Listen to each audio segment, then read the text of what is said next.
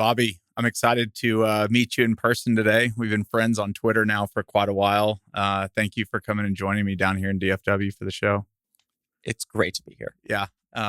Let's just start with a little bit kind of about your background in real estate and some of the things you've done, and then we'll dive into it. Sure. I got involved in real estate in 2011.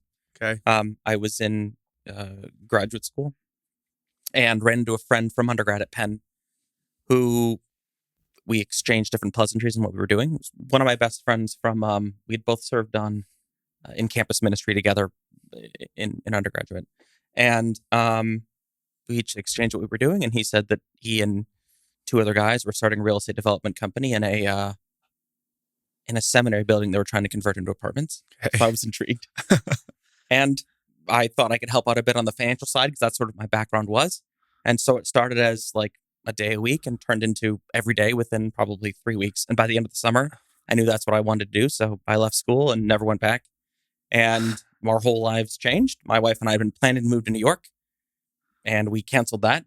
And my wife accelerated her graduation, and we were off to the races in terms of starting a real estate development company from scratch, kind of coming out of the global financial crisis. And what were y'all focused on kind of in that company? Well, we didn't have any money. Okay. So we were focused on doing whatever we could raise capital and get done. Okay. And it ended up being complicated projects. I would say like on purpose, like projects where there was sweat equity to be earned. Yep.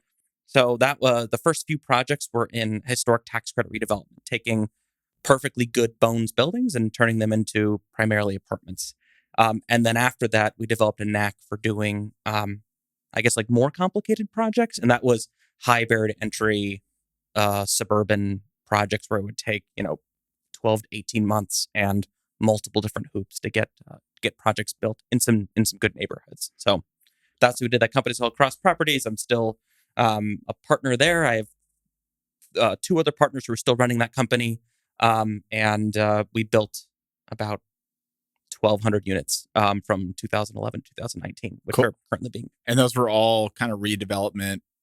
Those are redevelopment and then ground up. So so the complicated ones after that were mixed use ground up, 4/1, 4/2 type projects. Yeah. All right. Well, we're going to talk about complex deals, but Sure. You are kind of known and are the mad scientist of floor plans. Sure. Well, I just have to start. How did you make floor plans your thing? It's a unique kind of thing to be kind of obsessed with. I take that as a compliment. It is a compliment. How did I become obsessed with them? At the company that that I started with my other partners, Cross, I ended up being in charge of the design and development team. Yeah. Even though I had no particular background in it, but as I'm sure you know, you end up inevitably wearing lots of different hats when you just need to get things done. And so that ended up being the hat that I was wearing. And the only way that I could sort of see to make sense of it was to try and bring as much data to it as possible. And I'd say the other thing that came on top of that was because we were building in some of these markets that had been, I don't want to say closed, but was more difficult to develop, there weren't like clear data points that you could point to and say, like, well, let's build this other thing. So you knew you had to sort of think about like what was gonna happen. So that's where the genesis started. And then I'd say after a few years, I made a bunch of really bad decisions on floor plans. And I think the first time where it clicked that there should be more data-driven solutions around it was just the number of times we would run into making decisions, which is actually, I think, one of the more fun things of any development project is when you're going to pick materials or the floor plans of different design stuff. It's a lot of fun.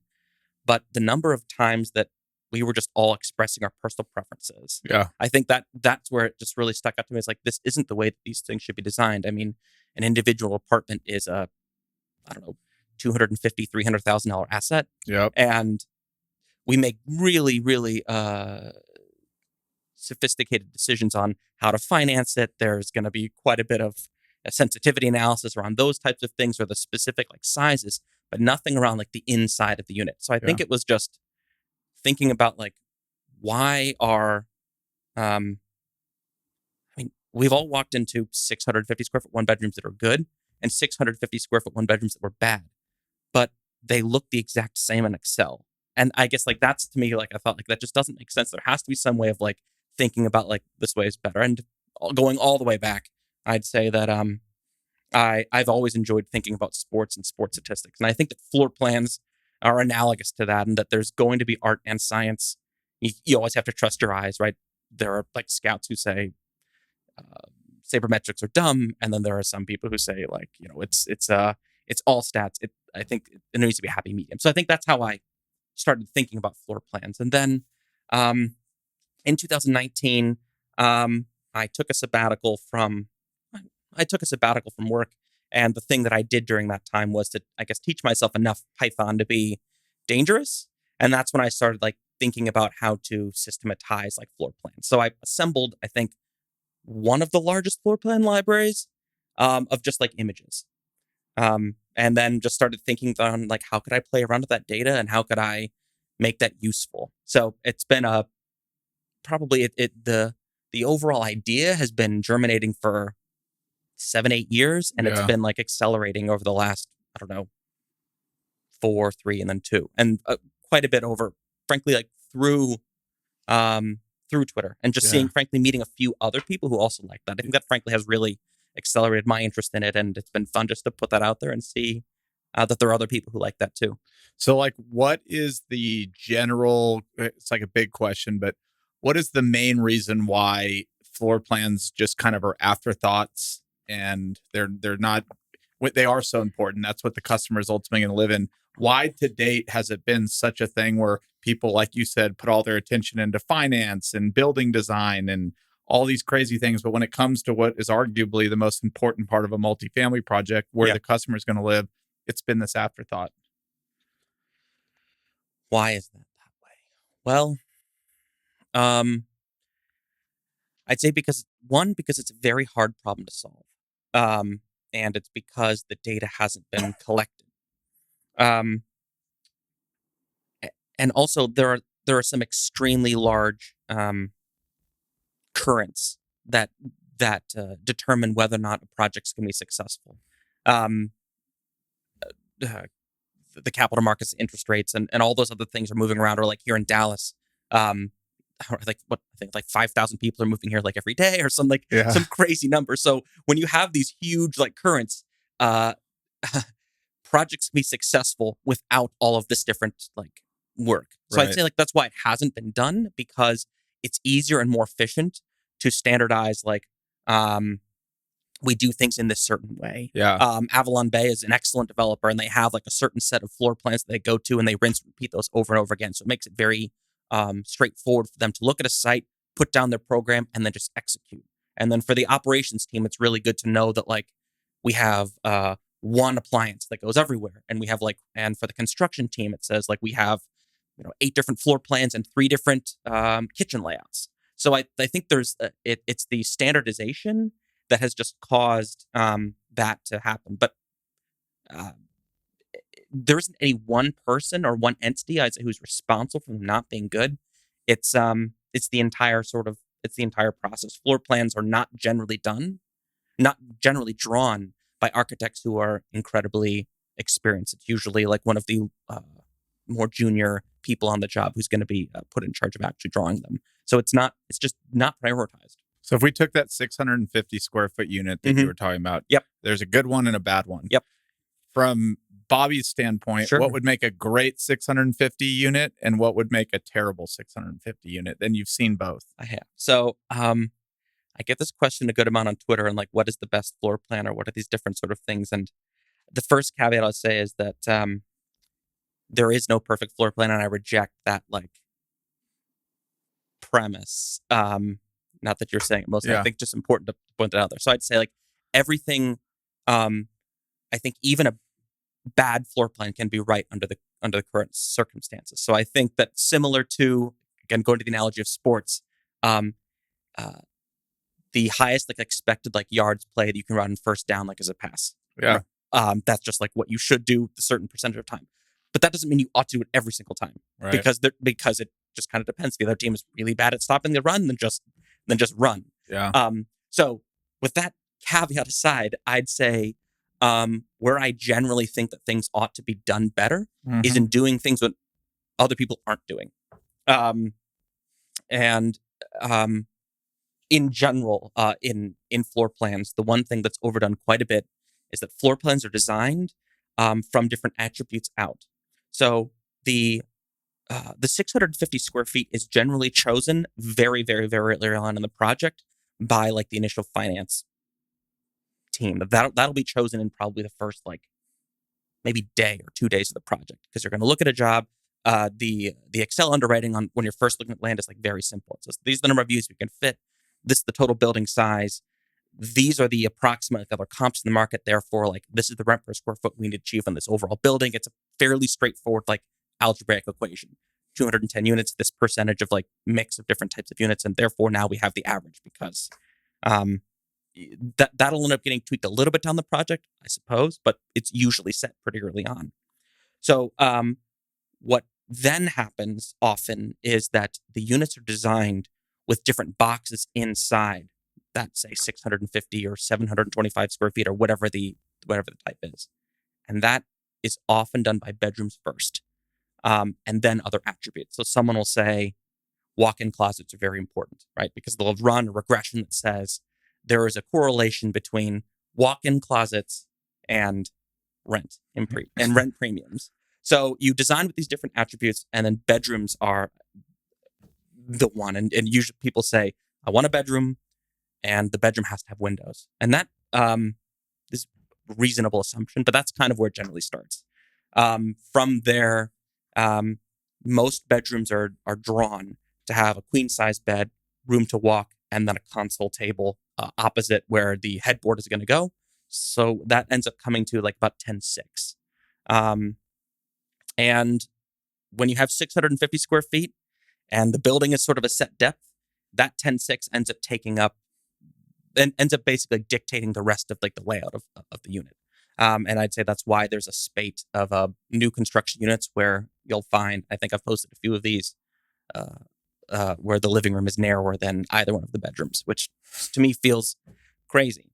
So that's, if there's one thing that I say that should be avoided, and I know a few other people jokingly put it on Twitter, it would be bedrooms are far too large. Yeah. Yeah, I think the question was, what's your favorite part and why is it big bedrooms or something like that? Yeah, it is. Where I'd say that where that turns a little bit is if the bedroom is big enough, and this is like where it's been fun to chart a whole lot of different other apartments by attributes and see like where rent is being driven and where it isn't, is that once bedrooms get large enough that they can have a second use, then it actually starts to make sense. But in the typical way that's laid out, where it's about rectangular, 10.6 by 12 feet, 10.6 by like 11 feet, it's basically just big enough for you to have a queen size bed, the TV across from the bed, and the two side tables. Although, frankly, not that many people actually stage it that way. Yeah. And that's how they end up being designed, which isn't really big enough for a home office, isn't really big enough to put up a crib or a nursery or anything else that you could use for it. But so I'd say that's the cardinal sin, in my opinion, that's being done, is bedrooms that are just big enough, that are too big for just a bed, and not big enough for a second use. Is there, of all the data that you've looked at, are there parts of a floor plan that maybe this carries across markets that always add value to the apartment, and parts of the floor plan that there's no data that proves that anybody's getting an extra nickel because developers build them? Well, yes. The mad scientist is at work. I'd say it's easiest to find the things that are not true. So I think like it's more helpful. I can say with 100% certainty there are things that do not add value. Okay, let's talk about those. And here in Texas, I'd say that kitchens are just too big. Yep. There's a point, again, diminishing margin returns and a bunch of different things, but especially if you talk to people who are trying to do like value add renovations of like workforce type housing or C2B renovations in Texas, you'll have these kitchens that have like 18 linear feet of cabinets, right? And their overall rent is like, I don't know, $1,100 or something. It's not adding any value once you reach a certain point. And it does depend on each market, but kitchens by and large are way too big. And I think that happens because the way they're marketed is with the great photos. And people they think about them as like, this is a great kitchen, rather than how this kitchen is going to compromise the rest of the apartment. Now, again, that may not be a problem in some Texas size units that are just big all over. So everything is about relative, but I'd say in general, kitchens are far too large. Okay. What's the other thing? Closets are too big. Closets are too big mainly because they are not actually designed or constructed in order to take advantage of the size. And no one needs the amount of size there. This is also so. I guess kind of going back to the way that development projects sort of happen. Or just to give a little bit of context, when you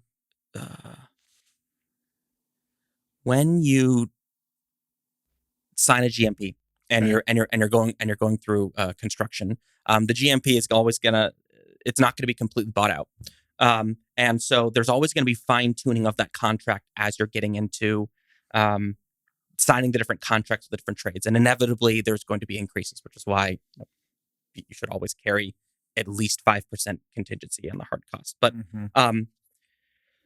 the things that end up being brought back out are all the more like expensive finishes. It always ends up becoming cheaper to reduce spec in some of those things that don't matter as much. So the floor plan will lay it out. There will be this closet, and it ends up saving, I don't know, a few $100s a unit by taking what I guess might have been like a much more built out closet and turn it into a single rod and a shelf. Yeah. So I'd say like closets are far too large unless you were to actually put in closet systems. Right. But I think if you put in closet systems, then you wouldn't nearly need the amount of space that goes into them. Right. So again, there are exceptions. Like in New York, my sister had an apartment where the closet essentially functioned as like a baby room. But in the traditional like floor plan layout, again, where people are just building lots of different units, closets are too big. And the other one I'd say that, which I alluded to, is that living rooms are far too narrow. Okay. Far too narrow. They're unfurnishable, almost unlivable. And I'd say that there is a direct correlation. There is a direct correlation between rent per square foot and living room width. Do people, and I don't even know if you know this, but if you're in a 1-bedroom apartment and you're a single, you're not living with a spouse or something, do most people spend most of their time in the bedroom or in the living room? Do you even know that? I don't know that. You don't know that? I don't know that. Okay. I don't know that. Going back to your comment on kind of the 10x6 1-bed, and you said it's big enough to have your bed and your 2 side tables and your TV. Yep. But it's maybe not big enough to have like a second use. Right. I'm assuming a 650 unit apartment is a 1-bedroom deal. Yes. So what do you mean by a second use? I mean, it's not big enough to have like a home office. Okay. That's what I mean. Got it. Like a desk in the room with you. Exactly. That's what I mean. Yeah. So if the bedroom is big enough where it can have some kind of second, and again, I have not studied the data in terms of like how people use it. I just studied the output on where are rents and like what are the attributes of the unit itself. I don't. I guess to some degree it's a little bit of a black box, but I see the makeup of the unit and the way that it is described, both like dimensionally and in room attributes, and then I see like the output. This might be market dependent again, depending on weather and things. But what about balconies? Is there proof that a great big balcony or some outdoor space helps the rent or no? It does. It does. I'd say that it is always the case. I have not found a case where it would not be better for that space to have been enclosed. Yep. So if you're choosing between a balcony or living room, you should choose a in general you should choose more living room. Okay. It does definitely add rent. Where I think that where I have found that effect to be muted, interestingly, is where too many units have the same feature. And I think it's a little bit of like an upgrade sort of thing where like if everybody has something, not where everybody has something, the overall utility of it goes down. Yeah. can you speak to anything about 2 bedrooms? Are there things that are in 2 bedrooms that make it more valuable or less valuable? This is where I'd sort of pivot to thinking about uh, or talking about apartments, which I think I've mentioned on Twitter before too. Is think of apartments as like a product, and I know that isn't done well because I didn't start doing it until sort of the until later, and I know very few people think about it practically, but the same thing with bedrooms ends up getting repeated for 2 bedrooms. So I'd say that like every unit, if you were to look at like how it's designed and you were to say, based on the space, like who is this perfect for? Nearly every new construction 2 bedroom is perfect for roommates and not that good for anyone else. Okay. Because they're both designed in that same way. So I would generally now again in some markets that makes a lot of sense where there are going to be a lot of roommates or I mean, think student housing is sort of like the perfect example, right? I mean, you're doing bed bath parity. Like I've done some student housing, 4 bed, 2 baths, 4 bed, 4 baths. Like it's very like self-contained spaces, and the living rooms don't really matter. They're really small. They may not even have windows because it's just about those individual private spaces. So I'd say in general, 2 bedrooms are designed with that mentality. And so if there's one thing that I encourage anyone to do in looking at their own floor plans is just think like, who is going to rent this? Like who are you targeting in your individual like submarket? Whether it's and it's going to be different for a institutional size project or like a boutique size project. Right. So that's how I think things ought to be designed better. Who is this for? And how would they choose to live? And that's where too many different designs I think try to split the difference and say how do we appeal to both millennials and empty nesters? Yeah. And there aren't that many other things where they would both prefer the same like thing. They have very different stuff. They have very different like ability to spend. So you can make that work, but anyway. I would rather that principle. I would rather that people picked a lane. Well, it just again, just you've seen a lot of stuff. Mhm. If we're just maybe talking about that empty nester, Mhm. and I think some of it's obvious, but like, what would that empty nester prefer that those millennials maybe wouldn't, or vice versa? So again, with the caveat that I generally am not looking at like rent rolls. I have ingested a decent number of rent rolls and seen like some of that information, but not that many ages of the people who are there. Okay. So what I'm inferring from the data that I have looked at is I'd say in markets where where there's a higher percentage of empty nesters, the thing that matters more is separate spaces. Yep. Just having more rooms. I think everyone has generally sort of felt that the open concept moment is I don't say drawing to a close, but like people are realizing that there's that it's not all sunshine. So that I'd say is more pronounced for areas that have a larger percentage of downsizers. You had made a comment on when we were chatting before the podcast about maybe a disdain for value add that granite countertops don't necessarily add value, but floor plans add value. You care to expand on that? That would be disdain. That is how I feel about it. But let's see. I want to couch that opinion carefully. Okay. I have a disdain for it in the way that it's done analytically. Yeah. There are obviously people who do it very well. Yep. But what I don't like is that it is assumed to be true in basically all cases. I don't think you could find an apartment where the quote unquote data wouldn't show that it would make sense to switch plastic for stone, swap black for stainless, and someone wouldn't say, I can get $100. And I just don't believe that. And it's also it just doesn't ring true analytically. So I'd say that's the main thing that I have disdain for is that that it is done. And I also think about like the consequences of we are upgrading far more apartments than we are building, right? So what you're going to have is an enormous movement of,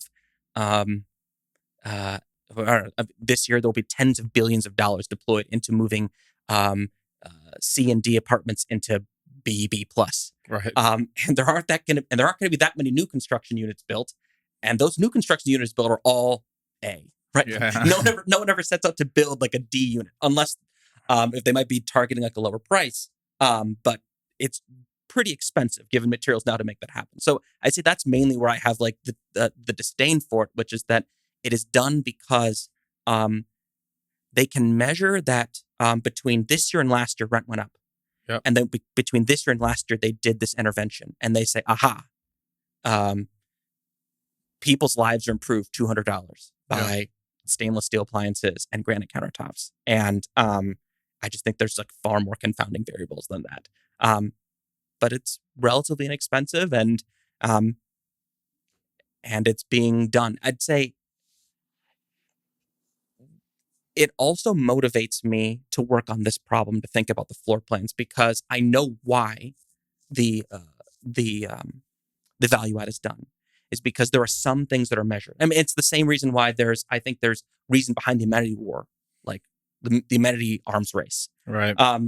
People are looking at two different things and they say like, well, this one building has higher rents, or like, what can I do? And when you only measure, I don't know, 20 different things, one of them being climbing wall or not, you think like, okay, well, I need a climbing wall. Well, if they did a climbing wall, then I have to do this. And if someone else does like an underground swimming pool, then I have to do that. I remember like a few years ago in New York, they started doing more like underground basketball courts, which like Manhattan's built on a rock.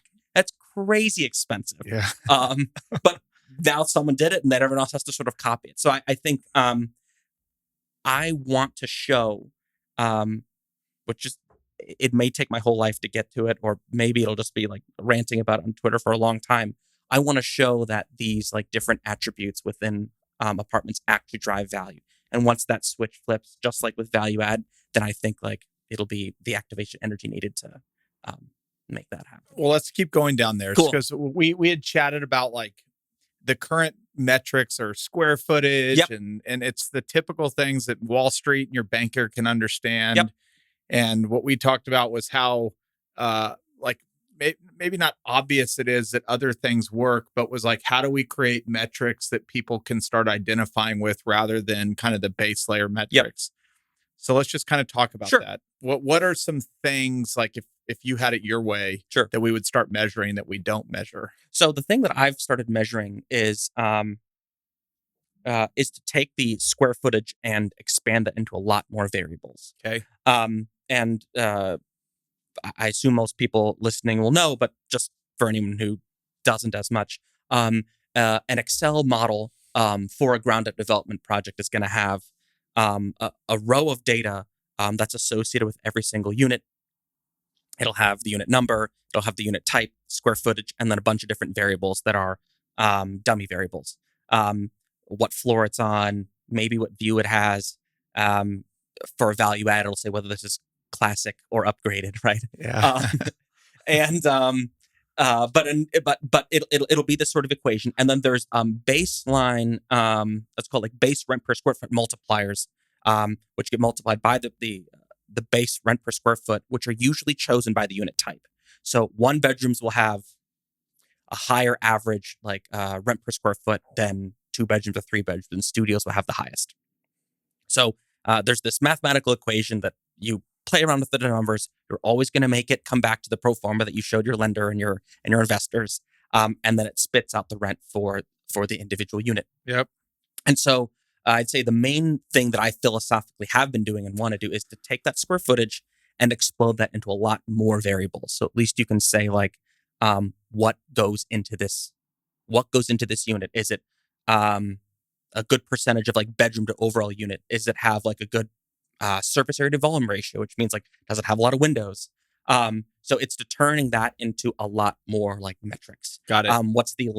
What is the actual amount of like hanging, like the closet hanging length. So it's to take different things and rather call it like walk-in closet is often like an attribute on this little thing. You get an extra $25 on your Excel if you have a quote unquote walk-in closet.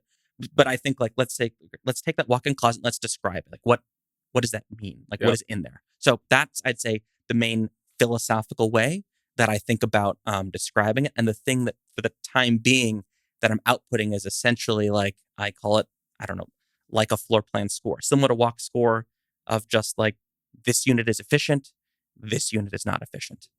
If you were to try and do that today, Yep. and maybe you have tried to do that, Yep. What are you met with? Are you met with resistance, a lot of questions, people can't understand what you're trying to present them, or is it usually positively received? I'd say I can tell when it's going to be positively received. I don't I don't think there's anyone who um so I'd say there's two general reactions. There's some people who think reasonably that it's going to be a fairly small uh effect, or that variable relatively will be small relative to all the other big ones that are going on. And I think they'll reasonably say, um, again, like in a city in like DFW where things are moving, we just don't have time to do this. We've just got to get more units built, Yeah. and the current is just going to carry our project forward. That's fine. Um, so I'd say, how's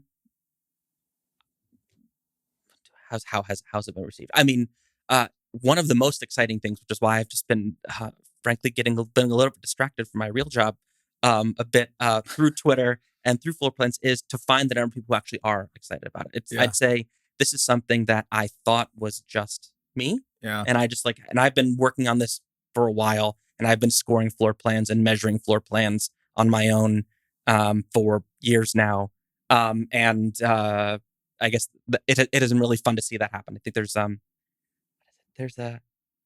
it's that essay that like C.S. Lewis has like on friendship, right? And says friendship is like two people who are both looking at something who say like, what? Like, you two? I thought I was the only one. Yeah. So I've found a lot of, I'd say, friends like on Twitter who like that, and that has spun off into a lot of really interesting conversations. Um Actually ramping up over the last few weeks, just people who want to hear what I have to say about it or are intrigued by the idea. It's a big problem. I try to be as candid as possible about where I've gotten and also how difficult it is. So I think it's going to be a very, very, very long effort. Yep. And that's why um, I think I said this last week or before that. The I aspire to be the Bill James of floor plans, and Bill James was kind of the guy who invented sabermetrics in baseball, and it started like in the '70s of just like his newsletter and just sort of like explaining like, here's how I'm thinking about it. We need to think about not just all these regular metrics, but let's start like digging back into more and more of those. And it took a really, really, really long time, and he never really personally benefited from it, although he did work with the Red Sox. He didn't personally benefit from it in the same way that other people did. It was more just something that he loved, and he is great for that. So, I mean, if I can play a role that's similar to that, I think that'd be fun. And if it turns into something more than that, that would be really cool too. Yeah. The developer that builds the 10x6 and then has a living room that's too narrow. Mm-hmm.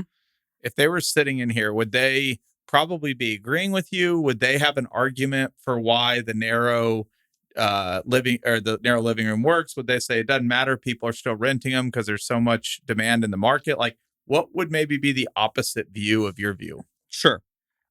I think the opposite view of my view starts from where does it start from? It starts from assuming that people prefer choice over constricted options. Because if you're going to go down this very like product, like this, using the tech term like product oriented direction, you're going to end up forcing people and forcing units into some fairly like narrow band of decisions, right? It's like, this is the bedroom. The bed can only go in this direction. This other room is smaller. Therefore, like, this is going to be for baby boomers. It can't be for roommates. I think that is going to be like the main objection that someone would have, which is that it's too restricting. Got it. And that what people want is choice. Yeah. And they want to be able to make, quote unquote, make the space their own, and they can, imagine themselves in it or things like that. So I think that's where the core disagreement would be. Yep. Okay. And that's wrong, but it's for the record, it's wrong. It's wrong.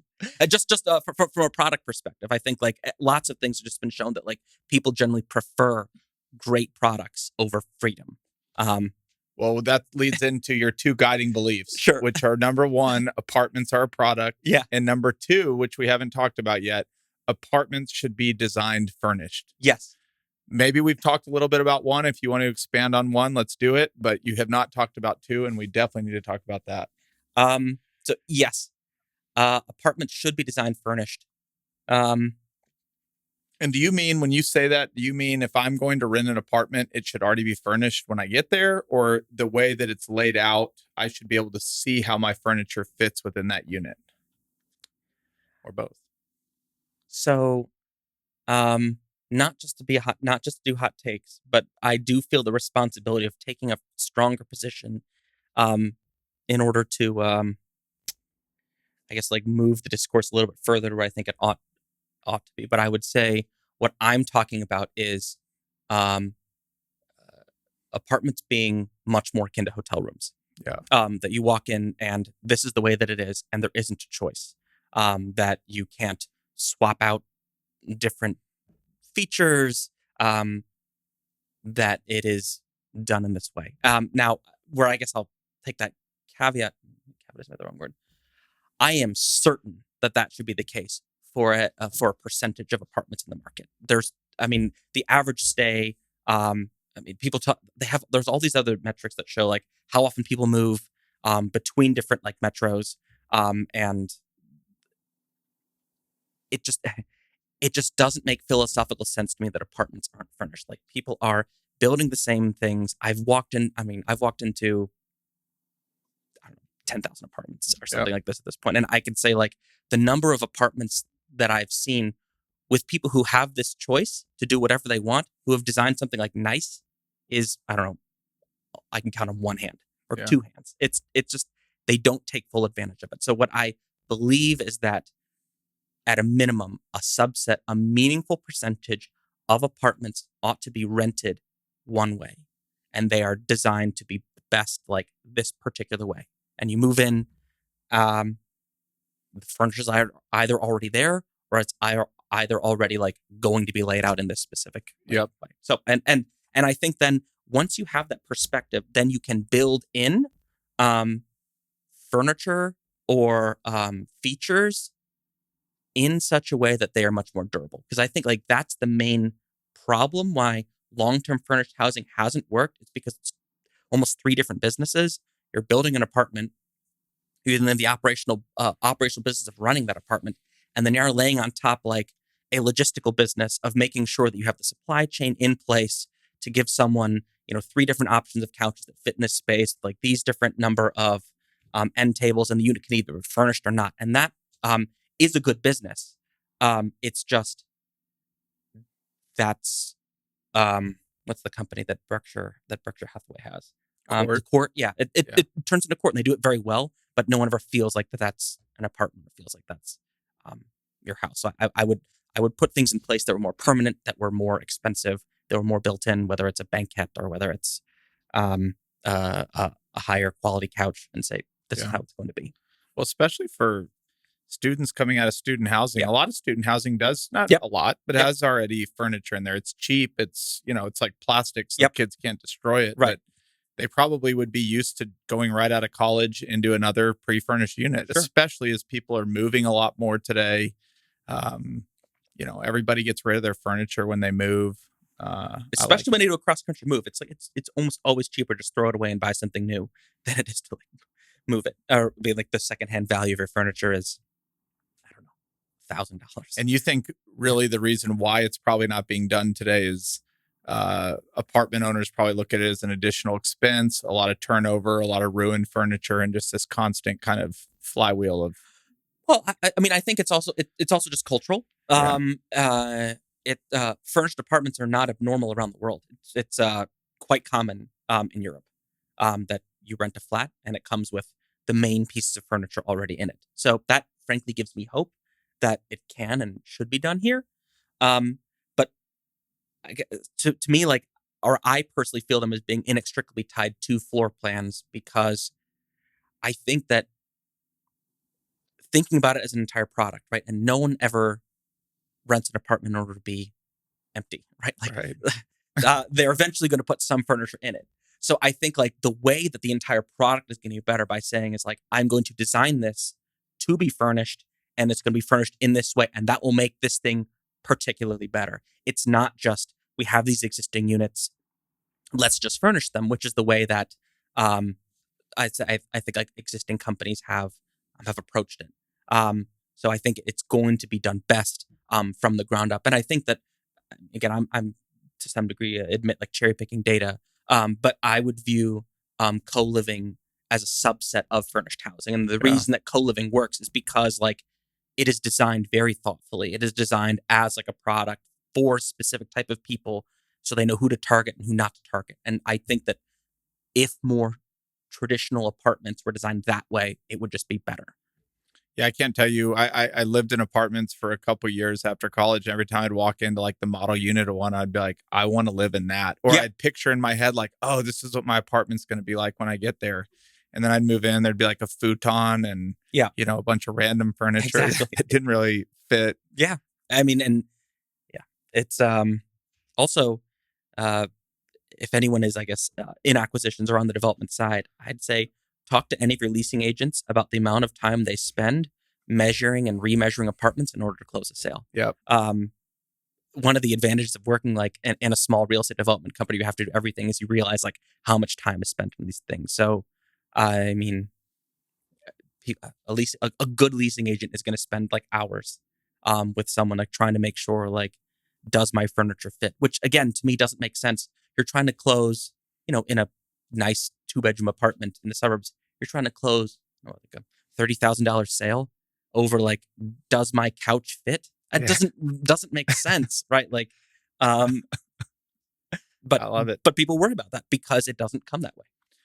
Well, I have a buddy that was actually on here. He owns a company called Furnish, which is kind of a new and improved court doing furniture rental. And I'm definitely going to have to talk to him about this. It sounds like it's I would love to see, and I was actually talking to a group about this earlier. I would love to see a combination of those strategies of the value add, the, I guess, maligned value add, and furniture. I think like that would be a way to a really good way to correct for inefficiencies of existing apartments, because you're not going to be able to afford to do anything really structural just based on where cap rates are at and taking units offline or like dramatically changing plumbing, et cetera. That's not something you do. But what you could do is say, this unit isn't quite right, but it could be perfect. I mean, maybe this bedroom isn't the right size for 2 different uses, but if we had the exact right size bed and we put the exact like desk in this area, then we can add these extra uses. So I think like those 2 things combined could be incredibly helpful. And I also think,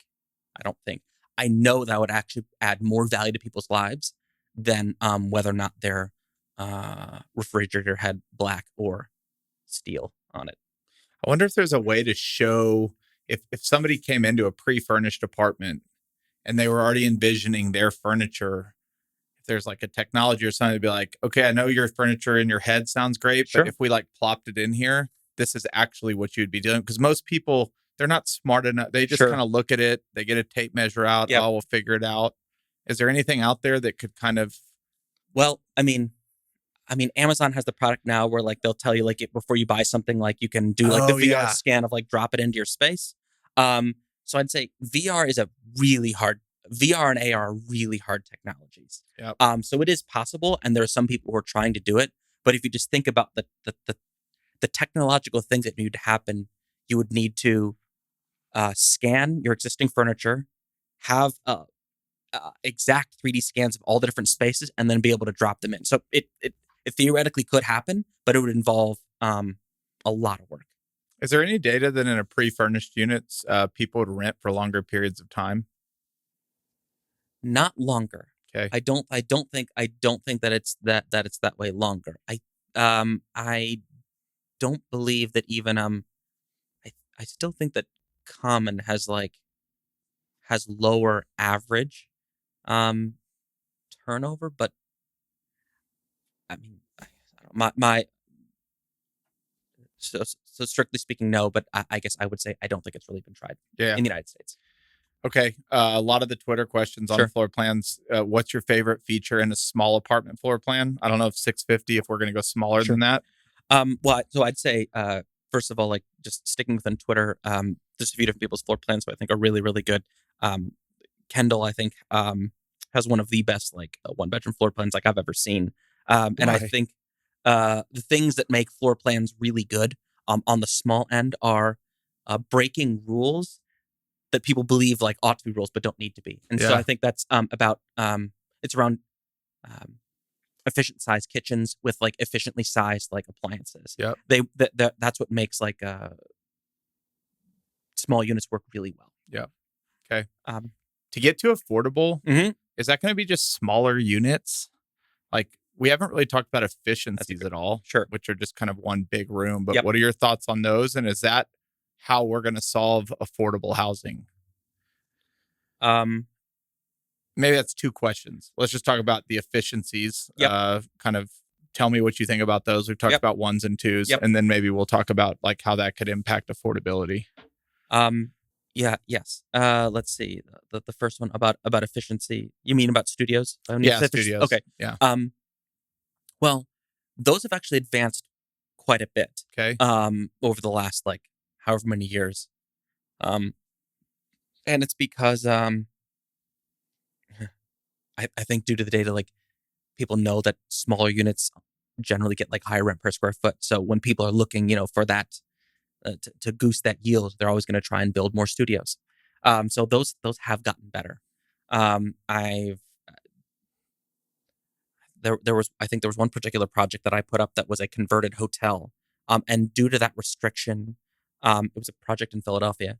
Due to that restriction, they had to work within the limitations of the space. And in my opinion, they came up with some really, really, really amazing units because out of speed, they just wanted to use the existing plumbing and then basically add kitchens where there had been maybe some slight kitchenettes. They came up with some great units. So I think that's where studios can be done really well. I also think that there's,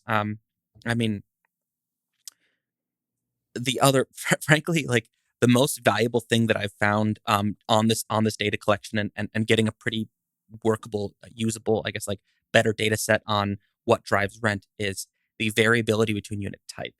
And there's, it's also fun to see this on Twitter because every time I put up a floor plan of like a quote unquote like shared light one bedroom, inevitably people from New York say like that this unit isn't legal, or like where's the light and where's the air, like fire code violations or all those different things, which in New York is accurate, but those aren't the same requirements elsewhere. And I would just say that I think a big differentiator between like different units is like what actually would be a one bedroom and what actually would be a studio. Yeah. So I've seen very good studio or efficiencies be as large as 600, 650 square feet.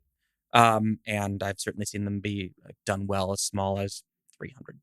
And are micro units? Yeah. You're a fan? So I am a fan. I wouldn't want to personally do them just because there are a lot of them coming online. Okay. So they're definitely in vogue. Yeah. So I would probably personally try and do something a little bit different. I mean, if you go and pull the plans of any project that's being built right now, they're going to have as many of those as they possibly can because they make the performance look really good. Yep. And it's a way to offer a low cost apartment at a high price per square foot. Yes. Yep. Exactly. And then between kind of, okay, when you're doing new construction, you can kind of start with a blank canvas, but you've done a lot of like urban reuse projects and converted office building. So when you're going into those projects, what are the key kind of things that you're thinking about when you're kind of already constricted to what you got? Well, the main thing that I'd want people to think about is that, or I guess that I also try to think about is that the floor plate really matters, and so floor plates drive floor plans, and I as I'm trying to show, like floor plans really drive like rent per square foot as well. So there are ideal size unit widths, and so I think what I'm always trying to look at is what is the thing that's going to constrict me, and only try to be restricted by those, and then just try and find as much freedom as I can on every other possible variable. So like your hallway is going to be 5 feet wide. You could, I suppose, make it a little bit narrow, but that's about as like narrow as it can get. Yeah. And then let's see what's going to come next. It'll be so I've always worked in projects where I am being constricted by like the setback or by the building height. So there's this like envelope of like where the building can fit that I can try and move around on. So in general, what I'm looking for, and I think I've mentioned this other times as well, is like don't assume that anything is a rule unless like, you know that for a fact. And usually like you can get relief in some way on different things, whether it's side yards or I mean, I'd say I was having a conversation with another developer earlier today, and that like the way that building height is measured is actually different from like township to township. So just challenge every single one of those different things and like dig into each one of those different definitions. Like, how is this measured? How can we make this like? How can we make this bigger? Like, I mean, you can put in you can actually build up the ground to be like around your building in order to make the building like shorter, but no one would actually feel it that way. So it'll read just as height. It'll hit the same like height like sea level, but because like you build up the ground like up towards the side of the building, there's some areas where you can count that as being like shorter because you have increased the size of the ground around the rest of your building. So it's mainly like I'd say look for, and what I'm looking for is where can I get relief and where am I going to absolutely be like constricted? So usually in grounded development, the thing we're going to be like absolutely constricted on in the suburbs is going to be parking. Okay. That is like usually like the be all end all of everything. So it's you are going to be constricted by parking and you're going to be constricted by impervious coverage. And there's really like no way around those two different things. You can get some relief on impervious if you have slightly different water retention systems. You can get some bonuses on, depending on the township, you can get some bonuses on impervious coverage, whether the building is single use or mixed use. But almost every developer on those things, I think, will tell you that those are the things that'll catch you every time. It's parking type, because you get into building structured underground parking, and all of a sudden you're and you have to build 1.5 parking spaces per unit, and all of a sudden now like your land basis is going to be hit by an underground spot is $32,000 a year or $35,000. Build 1.5 of those, now you're at $50,000, and your land basis should be out of $50,000 a unit. So all of a sudden now like your land value just goes away. The difference between surface parking and structured. So those are the look for what you're going to get caught by. Okay, we're going to move into complex developments. I have one more question kind of to wrap up our floor plan discussion to some degree, but even if I wouldn't even say if you're a new developer, but if you're just a developer that's been doing the same thing always, and you're going to these architects that just stamp out the same plans.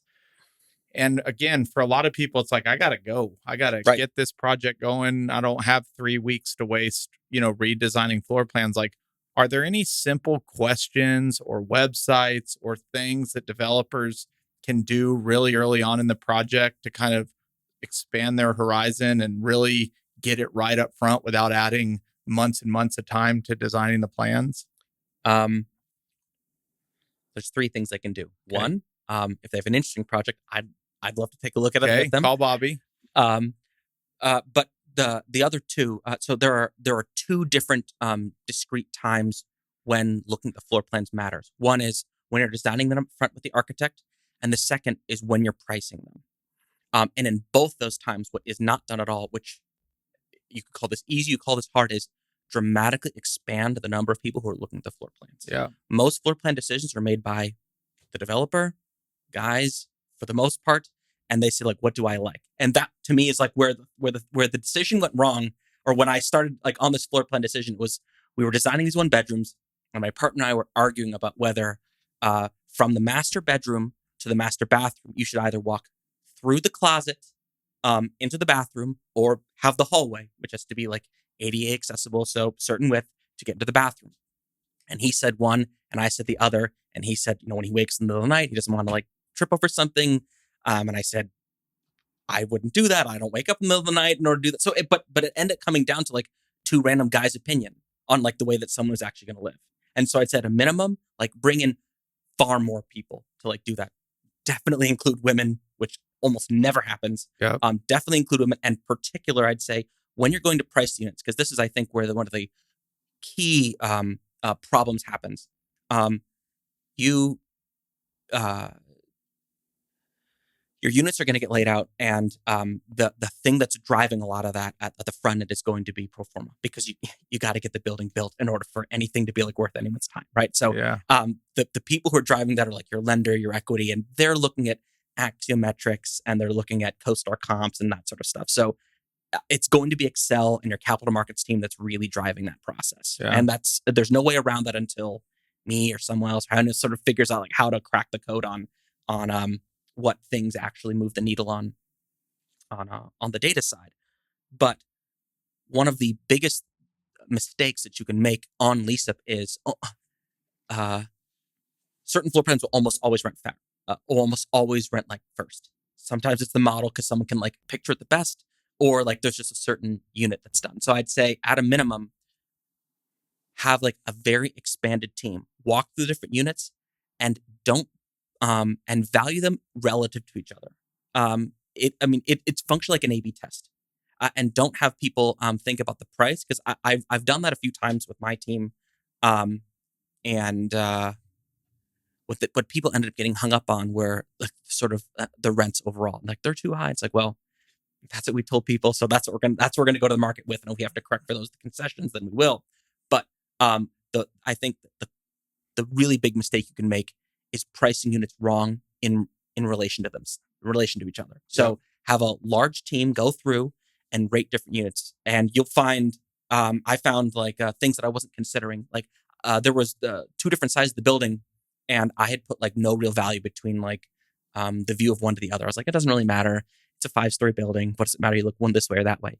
And we ended up having like 20 people, 10 from my team and 10 from outside, just come away that they would pay like several $100s more just for this other side. So it's something I wouldn't have caught up on. And due to the way that renewals are done, like in rent overall, no one would have ever discovered that value. They just sort of rent it a little bit faster. Yeah. Because renewals are always done generally like you just take that existing rent and then you just increase it by 2% or 3%. They're usually not like reset in a big way. Yep. So those are the two practical things I would tell someone. If you're through, have people look at them and have them rate them just subjectively. What do you like better, this one or that one? And you'll price it significantly better. Okay, for the record, I have to know. Yeah. Who is right? You or your partner? Did you walk through the closet, or did you not walk through the closet, or do you remember? We did it the way you can probably imagine. We flipped a coin, and I got to pick half, and he got to pick half. Okay. And I'd say that's the way that a lot of those decisions are made, right? Yeah. Like you just without the data, it's just preferences, right? Yeah. And then it usually ends up developing the preference who's signing the guarantee, right? Because the guy's like, well, I like this, and I don't want to lose my money, and I don't want to, get taken to the cleaner. So we'll just, absence data, we'll go with what I like. Yep. All right. Complex deals. Yep. So we're not totally switching subjects, because a lot of this comes into floor plans, but I've really found it interesting how you have kind of made a career on looking at deals that most people would pass on because they're complex. So let's just at first describe the scene. What is a complex deal, and why, what are things that you've done to really kind of gravitate towards that? Sure. I like complex deals just going back from my beginning time in real estate, because they're challenging problems. And I've always found it most fun to work on hard problems with smart people, or with other good people. And so I think that's why I like those. There are two different things that make the problems that I've worked on hard. One is it's an existing building, and it's just challenging to think through, like, could this work as this other use? You have to creatively think about that. And the other main thing that makes projects hard, unfortunately, in the United States, is the lots of the barriers to development, and local community groups, or laws that are I would say designed in order to slow the process down. Yep. I actually have a lot of I don't know if respect is the right word, but it's like empathy for those different rules, just because I don't know. I try to think like I would want projects to be done well in my neighborhood, and the more specific these different rules get, I mean, you can just I can see and feel like the pain, like in each one of them. Someone says like you can only use these sorts of materials, you can only use this kind of material like above a certain height, or there in order for something to be retail, it has to fit like one of these four kinds of retail store frontage things. So I've seen it done well. Unfortunately, the net effect is there's been far less housing built um, in the United States than we need. So we should uh, err on the side, I think, of allowing a lot more housing than we currently have. And we actually kind of got into a little back and forth the other day. I've had some just god awful experiences in entitlements. Yep. A lot of it being what could be looked at as gentrification, things of that nature, dealing with neighborhoods that, they always want to complain about traffic and this building's too high. But it's like, okay, I get that, but these aren't professionals that actually kind of understand. And then when we talked about it, you just said, I've built a career on how to talk to people. And you said a second ago, you said creatively think through building codes. A lot of people would say building codes are building codes. Sure. And your perspective is, well, that's just how you interpret them. Yes. And they're different by city. So we'll break this up into a couple different layers. Let's start with kind of the building codes things, and then we'll get into dealing with people. Yep. What are maybe some common things that the average developer might look at and just take for what it is, and you would look at and go, ooh, I've got options? And how do you start? Do you read when you're looking at a development, do you go to the city and read top to bottom all the rules and regulations? Or like, how do you pick your kind of battles, quote unquote? The one I always look at first is the ones I mentioned before is like parking and coverage. Because those are the ones that like you're not really going to get around. So I'm looking for things that are going to catch me. And then after that, you start saying, like, where do I have tolerance? The reason why I like looking at those, by like looking at definitions and codes is those are things that I can get relief on in talking with like city officials and township officials, not by changing anything like on a variance. So where projects often go sideways is where you need like a dramatic change, right? And that's where like the different communities do have the power to say, we don't want this different thing because you're only allowed to do this, or you can't do that. So why I always want to start looking at the code is because the people who interpret that are public servants who I would say like, generally want good projects. Yeah. And that's where you can sit through, you can actually reason with someone. They're professionals, and even in some of the areas that I'd say that have bad reputations, or that reputations being difficult that I've worked in, I've found them to be eminently reasonable. I'm trying to do a good thing, and I can be straightforward and say, this is what I want to do. This is like the overall vision that I have, and I feel safe to be able to like explain that, and then say like, can we call this thing that thing? So then when the project is presented technically like for approval on like the consent calendar, the project says it's 65 feet. No one needs to know that like we built up around it, or that we did all these different things, or that we worked within the rules of the code in order to make the project compliant. So then we don't need to go through that process of having like a fight. And then when I go and talk to like the community, other people around it, can say like, we have worked on this project, and it's legal, right? Like, and it meets all the different regulations that you're requiring. And then I guess kind of getting into dealing with people, I have not had to have any of those really hard conversations with someone to say like, I guess to be like supplicant of saying like, please give me this thing. I've always worked on projects on purpose where I can work within the rules to make the project work. So at the end of the day, if when I'm really pushed, I can always come back to the neighbors and say, this project is compliant, right? Like, I am doing what is in the code. I'm doing what is allowed. So there are developers who take on projects that are far more difficult, in that they're actually asking for a complete rezone or a variance. And I'd say just that's generally where things go bad. I think, and I should have prefaced it, and I think that's where some of my nightmarish stories, you're working on by right projects. Most of them. Yeah. You're starting with a template that goes, I can do this. Now I might be tweaking a little here, a little there, but I can generally do this. Whereas my battles have been, I'm buying an RV park, 8 old single family homes, Yep. an old grocery store, and I'm trying to turn it into a whole new use. Sure. So I'd say two different things. One, I have definitely gotten variances and I've gone through that process, but it always starts with what can I do most? I need to find a project that I am willing to do. And there are some that I'm maybe more willing to do than others that but I'm trying not to do it in a way that's disingenuous. But it's like, this is a project that I'm allowed to do. I would rather do this other thing. And I think this might fit overall with like what you want. So let's work together and make this happen. Yeah. So then it turns into a variance that's more like, help me help you, or let's overall do something better for the better. I ended up getting caught is maybe the wrong word. But there was this one project we were building 65 feet adjacent to single family homes, which is, always going to be tough. And it was because there was this old historic commercial corridor that had ceased being a commercial corridor for, I don't know, 30 years before, but was still laid out that way. And it was still like sort of zoned that way. So there was the desire from the people who are looking at the commercial corridor to say, we want nice, like wide sidewalks so that we can have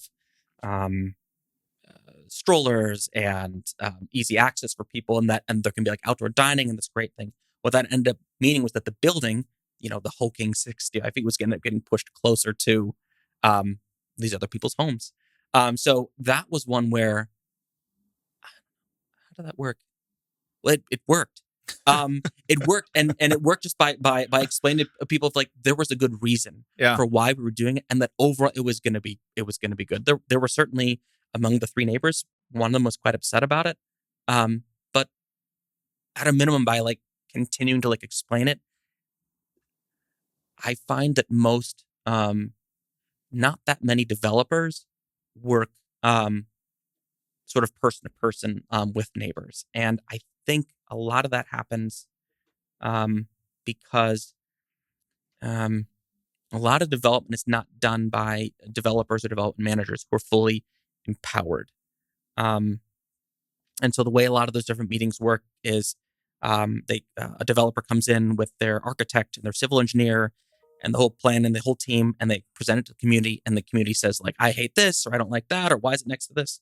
And so the team sits there, basically takes the abuse, writes down the different objections, says like, okay, I guess we'll come back when we have like, I guess answers to all these different things. And it ends up being, a terrible customer service or like experience, right? You have these neighbors like screaming or getting really upset of saying like, well, who's in charge here? And how can this happen?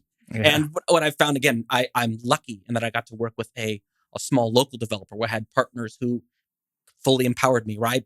Basically had the ability to say like yes or no to lots of different decisions. So I could walk in and say like, here's why. What do you not want? What can I give you? Great, like let's make that happen. And knowing that, I mean, being a math guy helped. And then I could say, if I can get to a yes today, my pref is clocking at 12%, right? Yeah. That means like a yes today is, $300,000 off my promote, right? So basically anything you want up to $300,000, like we can just say yes. Yeah. Now you don't need to say that number up front, but you can say let's work towards getting something done. So I think that's, I guess, to kind of go to that second part of the question we were talking about at the top of the section. That's where I have found it to be helpful to actually let people vent and hear them out person to person. And have the majority of your projects, especially up in the Northeast, been a different use converted to multifamily, or has it been an existing multifamily that you're just making a lot better? So after the first few projects, it has been all.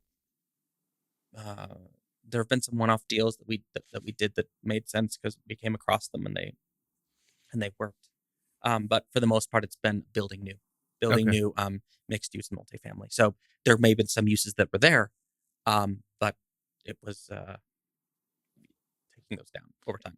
And I've really paid very little attention to the Northeast. I've been so focused down here, but is it fair to say there's more adaptive reuse projects up in the Northeast since it's older? There's a lot more old buildings. It's a lot denser than Texas. Like, even when I talk to a lot of my friends here, I very rarely am ever talking to somebody that's converting like an office building to multi or a hotel. That certainly happened once or twice, Yeah. probably more than that. But I feel like when I hear that stuff, it's happening a lot more in the Northeast than down here. Yeah.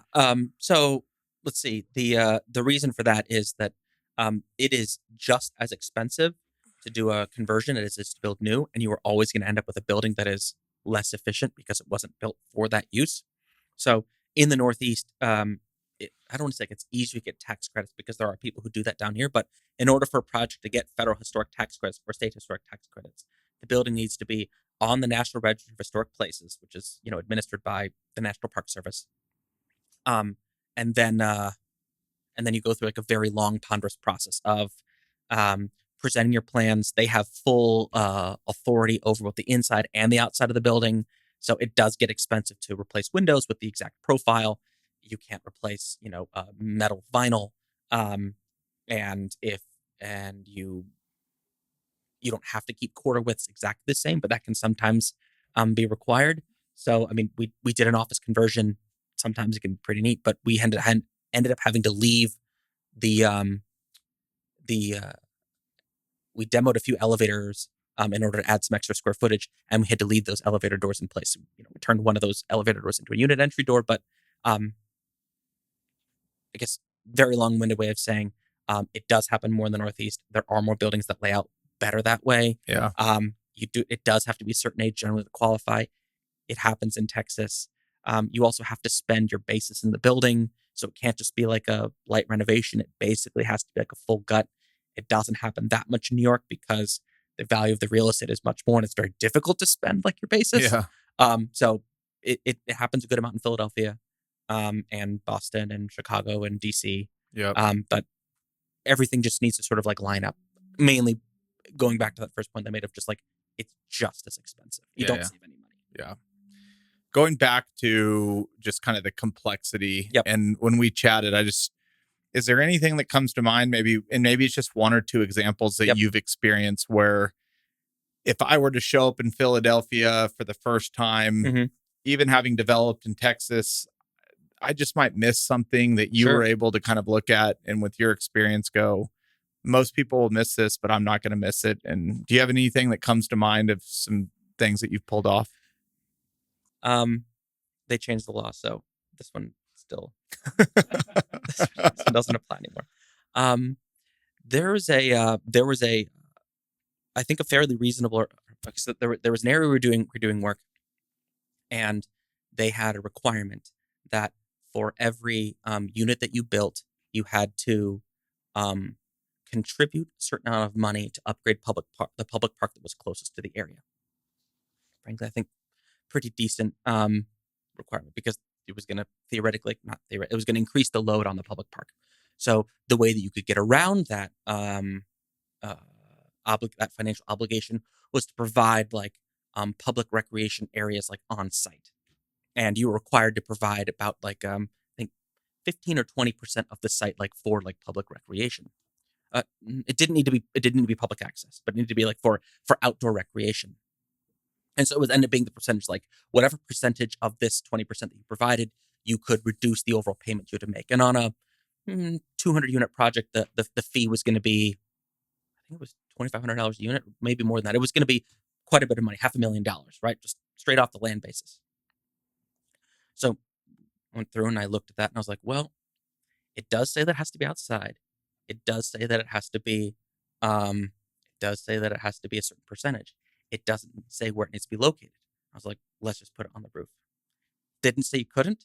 So we essentially were able to buy down the cost of putting roof decks on the building. So we did a building that has 110 units, and it has two different rooftop decks that are 9,000 square feet, which is a lot for a 110 unit apartment building. And as a result of putting it out there, I didn't have to pay the public park fee. So I saved, I don't know, $350,000. So it's the general rule of thumb to go through the code, read everything, and then kind of take the pieces that you might be able to say, well, you could interpret this several different ways. Yep. And then do you hire like a consultant or attorney, or this is literally just your ability to talk to the city and just say, you just said it needed to be outdoors and it needed Sure. to be on site, and my roof is outdoors and it's on site. Yep. And had they come back and said, well, that doesn't count, would you have said, well, show me here in the rules where it says it doesn't count? Yes, and that's where I'd say that. So law in especially zoning law in the United States and by each individual township is proved by precedent, right? So had there been other projects where they had said like this doesn't count, then it would have been very reasonable and we would have shown that. But it hadn't been not done before. Right. People had just paid it and they hadn't. But it's like, so this thing has been defined. It has been defined. People have paid into this fee because there's frankly an earlier project where I did pay into the fee. Yeah. And then I was just thinking, oh, how do I not do that? Right. And so, I mean, you need to know what's reasonable and what's not. And that's also why I'm and why I think Twitter is amazing for this is I believe so much in like the local developer because like I think like those are the people who can know how to like ask for something that's reasonable. Because like, I mean, that request is going to read very differently. Like me flying in from Philadelphia, coming in here to Fort Worth and saying like, hey, like I got you, like your code isn't right. Like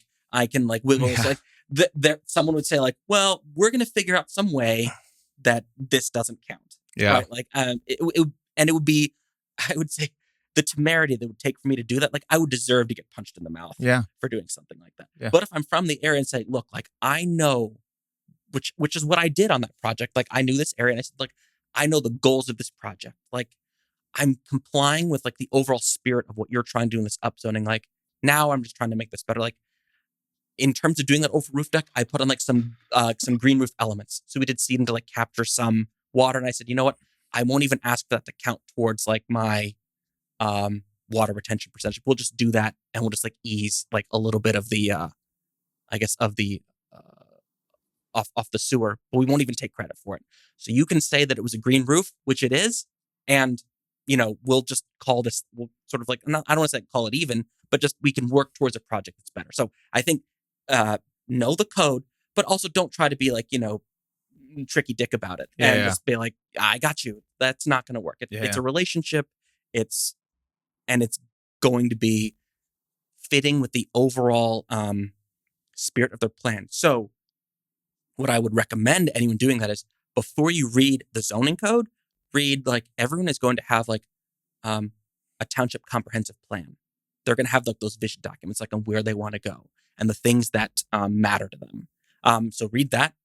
They spend quite a bit of money on publishing each one of those on where their population is going, different schools, like what things need to be upgraded, like where they have like an ideas of maybe putting in different overlays. So I'd say that like start there. And if you go into a conversation saying like, I might not be from here, but I can at least like respect where you're trying to go. That's where I absolutely would start. And you're working on a project in Dallas. Maybe. Yes. Have a few teed up. Have a few in the pipeline. Mm-hmm. Maybe the question was just more based on that kind of conversation of being local and whatever. Yep. When you think about, and it doesn't have to be Dallas, but somewhere else where you're not from. Yep. Are you trying to maybe partner with somebody locally? Are you maybe hiring a consultant locally to kind of speak the language? Or are you doing what you just kind of said and still showing up saying, look, I know I'm not from here, but I'm trying to work in the best spirit of what y'all are trying to achieve? Because that is a big deal. I mean, anybody in Dallas that comes to Fort Worth knows that Fort Worth is always like, oh, here comes the Dallas developer. Sure. But there's not a lot of Fort Worth developers. Everybody's kind of from out of town. So, you're saying just be kind, be generous, maybe partner with a local developer. Absolutely. I mean, that's why. So I've started coming to Dallas. I've been here every 3 weeks starting in May. And doesn't make me from Dallas, although my wife's from Texas, which does count for something. And I do mention that. So, I mean, most of that time has just been spent like visiting different neighborhoods and just meeting other developers or meeting people who have done what I think is like really good projects in the different areas. So, I mean, like what Scott Rorman at like 42 has done in Deep Elm or did in Deep Elm and is thinking of doing elsewhere. I think it's like a model for the way that things ought to be done. Yeah. And having all the best projects that I know around the country. And if there's one thing that I really appreciate at both like real estate Twitter, but also before that, it's just like meeting people who like deeply care about their areas. I think like that's where you see the best projects. I mean, Sean Sweeney, yeah, Kendall, yes, Moses. yes. Yep. Did you know? Have you met John Marsh? No. So, Is he local? No, he's from Opelika, Alabama. Okay. I highly recommend you and everyone to look that up. He and his wife have a tremendous story, and they've just loved their community and their city for a really long time. He's a dear friend, but mainly like I'm inspired by the way that he loves that loves his hometown and made a commitment to like never rip a structure down and renovate homes well. He also has a view of like dignity on labor that I think is incredible as well. Like they ended up running pipe like outside the walls because they said like to certain plumbers like you did a really good job, so we want people to know like that you did this really well. So that's we're awesome. Gonna fill it off. So he's an incredible guy. They have incredible testimony, and they're amazing. And in Philadelphia, I'd say the project that has been done just so well is there was a conversion of an old technical school called BOK by a developer friend Lindsay Scanapico, and just had the heart to say like we want to renovate this building and make it be a place for like small new businesses. And I think like anyway, it's an incredible project. It's an incredible project. So I think I don't know, just inspired by the way that people who do that well, who don't necessarily need to be from there, but people can read pretty quickly like who cares and who's actually willing to listen and who is just has a program and just wants to get it done. Yeah. So even hearing about those developments and a lot of these kind of, I call them like maybe a passionate developer. They usually also, this goes back to the conversation about floor plans. Mhm. They're not necessarily having to play by Wall Street's rules on how things are financed. Right. Maybe they are raising money from the local community but they're not just trying to shotgun a project through the system and get it done. They have a ton of flexibility. And I don't know how to give more people that opportunity, but the best developments around the country come from situations where you don't have to follow the typical plan. That's such a great point. And I think like if there's one thing that Twitter or this democratization of finance or whatever could do, it's like you do need to have those values aligned with like the right capital. I mean, you were at the capital camp. Yeah. Right. I think it's like patient capital is able to do things that everyone else can't. Like if you take private equity, regardless of and not to denigrate private equity, right? Yeah. But like you need to build a project and move on, right? Yeah. Because otherwise, like you could theoretically try to hold the building if you want forever, but I mean, the prefs can eat you out, right? Yeah. Of your promote. Yeah. So I think there's people who want these projects to happen. So ideas and thoughts around like how do we appropriately align capital, people who want to put money to work within real estate and have like a longer term view of it. That's something that would be really cool to happen. And it also, frankly, any developer who does it has a serious strategic advantage of everyone else, even if you're doing smaller projects. Because, like, I mean, if you had to deliver, say, like family-sized apartments in Dallas today, and MAA and Related and Trammell Crow are like, bulldozing into the same area, chances are in 3 years, like, you're not gonna make that. Right. They're just really good. Yeah. But over 20 years, like I'm gonna bet that if those three guys are all building the same stuff, which they are, and you build something a little bit different, I don't know. I believe you're gonna do better. Yep. And that's just with the right kind of capital. Yep. All right, man. We've been going for a while. I've got maybe two kind of fun ones to bring it home. Sure. And thank you again for being so generous. So the first one, do you have a favorite floor plan of anything you've ever seen? And then what is the worst one you've ever seen? Like, I think you posted one where like there was a shower in a closet or something weird, but what is the best one you've ever seen? And what is the absolute worst floor plan that's ever come across your desk? I'm trying to think of ones that other people could reference. There was one I put in Washington, D.C. that was a 1-bedroom den that could very credibly have been a 2-bedroom, or could have gone toward being used by an empty nest, and I thought it was one of the best floor plans that I'd seen, mainly because it was a little bit deeper. So I'm really impressed by floor plans that do well given things that are difficult. Yeah. If you have like an open canvas and you build something perfect, not that I'm not going to like that, but you had the flexibility to do that. So mainly, like, I'm really, really, really impressed by floor plans that do well with like restrictions. So that was one that was really good. And also, I guess to make it personal a bit, uh, my wife and I have 3 kids, Okay. 6, 4, and 2, and until a month ago, we lived in a 1,250 square foot 3-bedroom apartment that I developed, and I'm biased, but I think it was one of the best floor plans I've ever lived in. It worked well for us. We could have lived in there for years, and ended up not working out. But anyway, Yeah.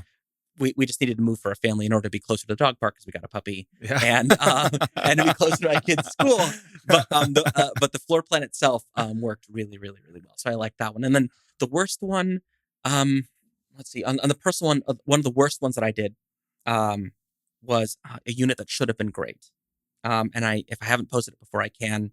And also came through the complex development. It was a historic tax credit project, and we had proposed for our hallways to be certain width, and then the National Park Service told us that they were too narrow and we needed to make them wider.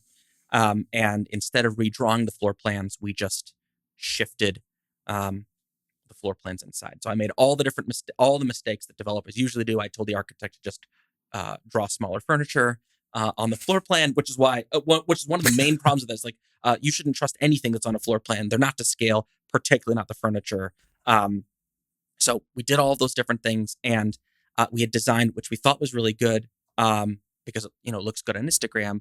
We had these islands, and they had sinks in them, which made like the particular like living room in a unit that should have been amazing, unfurnishable. Yeah.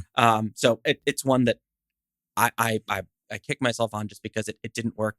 And then another one that was similar it was really restricted, and I was just really, really, really focused on having there be a separate bedroom. So the living room was so narrow, and the kitchen was like the entire length of the living room because that was also too big, that you had like this 10-foot wide kitchen to living room. So your sofa on the wall just like looked at like the sink, and it wasn't far enough away to feel different. It just felt like a kitchen. So you had a kitchen and then a bedroom, and the overall unit was like over 600 square feet.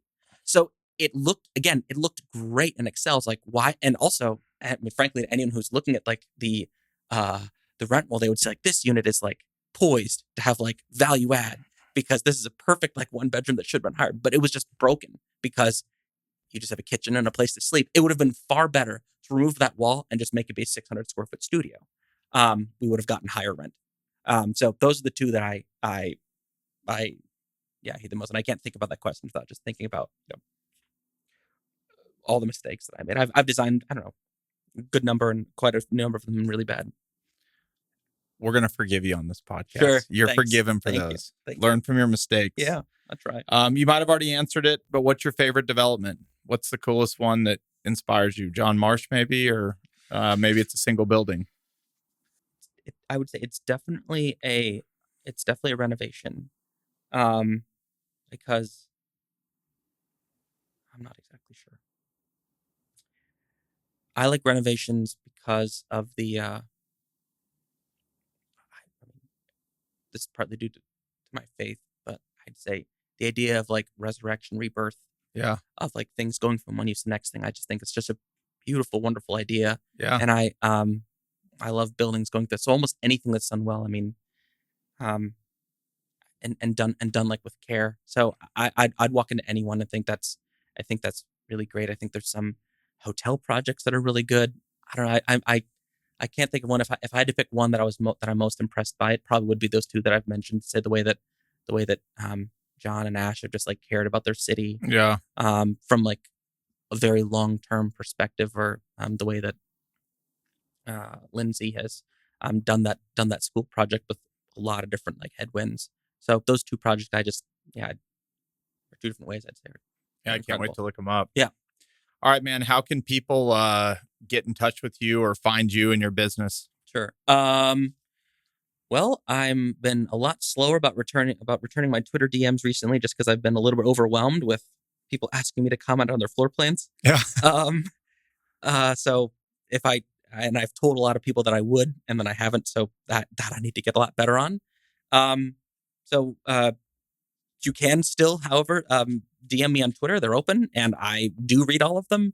And you can email me at B and then my last name Fijan at Form Developers. Thanks so much, man. Yeah. I Thanks so much appreciate for it. having me. This This is is great. awesome. Yeah. Yeah, it's great.